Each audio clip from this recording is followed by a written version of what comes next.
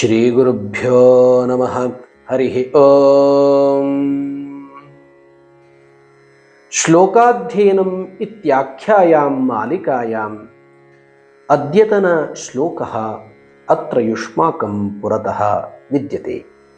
मूलतो ब्रह्मरूपाय मध्यतो विष्णुरूपिणे अग्रतः शिवरूपाय वृक्षराजाय ते नमः। एतस्य श्लोकस्य पदच्छेदं पश्यामः।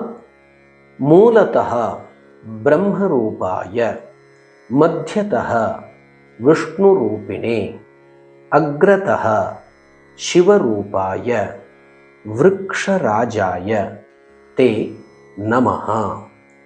अस्य श्लोकस्य अर्थानुसारम् अन्वयः एवं भवेत्। मूलतः ब्रह्मरूपाय मध्यतः विष्णुरूपिणे अग्रतः शिवरूपाय वृक्षराजाय ते नमः। वृक्षराजम् अश्वत्थवृक्षं वयं प्रार्थयामः एतेन श्लोकेन।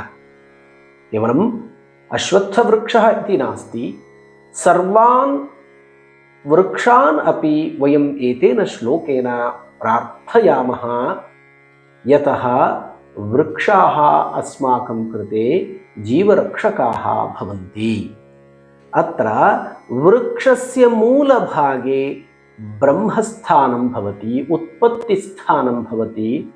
सृष्टिकार्यं यः ब्रह्मा करोति तस्य स्थानरूपेण वर्तते वृक्षस्य मूलभागः। मध्यतः स्थिररूपेण काण्डरूपेण यः धारयति तादृशः भागः भवति मध्यभागः वृक्षस्य। तत्र विष्णोः आवासस्थानं भवति।